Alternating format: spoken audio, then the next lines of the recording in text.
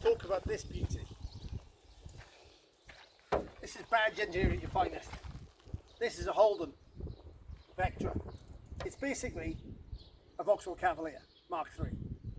This is truly the most indestructible car ever. All of them. They were brilliant.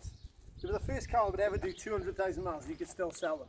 Back in the old days, the first Cavaliers would do 80,000 miles, then they'd throw a cam shaft out of them, and then you'd rebuild it, and then they would do 150,000 miles, and then they would knock the bottom end out of it, and you'd rebuild it, and you might get to 200,000 miles. Then this Repmobile came out. This, people were doing 200,000, 300,000 miles in them. They were driving, if you served it regularly, which nobody ever did, apart from reps, they lasted forever. They were like Cavalierium. It's like a new sort of unbreakable material. And compared to all the British cars we used to be, these were mind-blowing. Now this car, this here, I mean, obviously, it's sunburnt, it's taking a good pace then, but it still works, it still goes, it still drives, it still starts every time, but you still use it. It's not its first flush used, admittedly, but I'll show you around here, just because it's interesting. In New Zealand, these sold okay, but never great. In Britain, these cars sold amazingly well. In fact, they sold incredibly well. It was all down to this, really.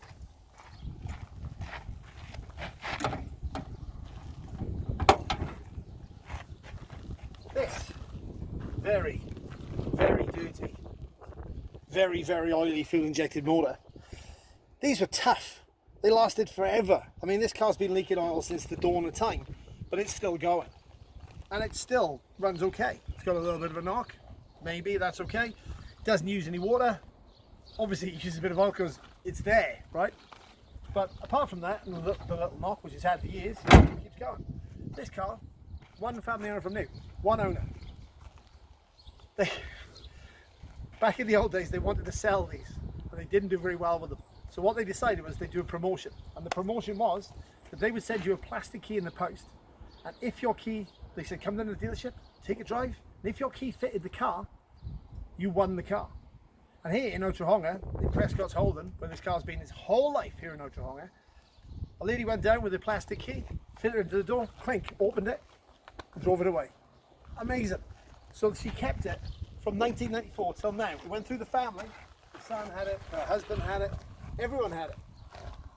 And the first few years they cleaned it, they looked after it, then they kind of stopped.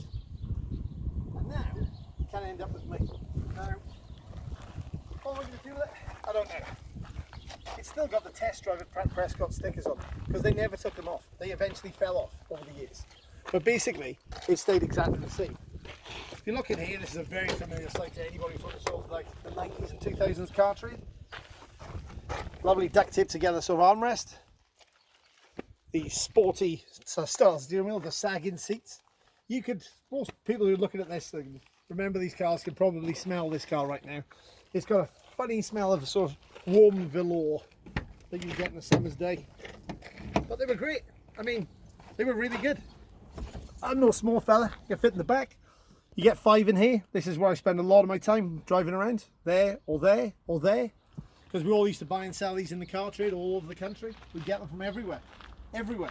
And these were our top selling cars. We couldn't get enough Cavaliers. They were everywhere.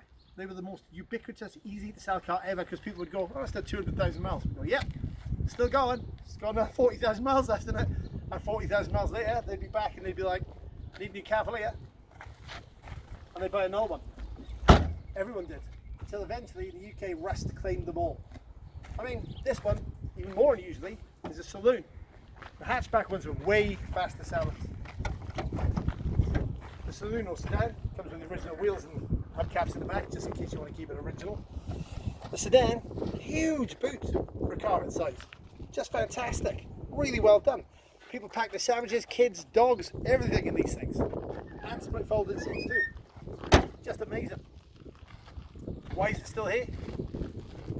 I should scrap it, but I kind of don't want it because it's got a little bit of history. Plus, this car's been here forever. This car lives in this town. It's a landmark.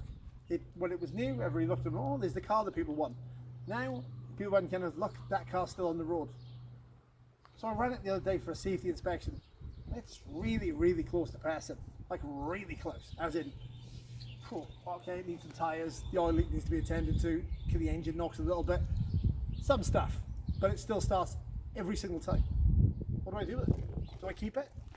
Do I tank it? Do I rally it? This is the 2-litre injection, which means it's marginally quicker than the other ones. It's worth nothing. This car literally has no value. It's worth like a pack of sandwiches. But really, does it deserve to live? Maybe. Why don't you comment down below and tell me what I should do? Just for enjoyment, I'll show you how quick it is.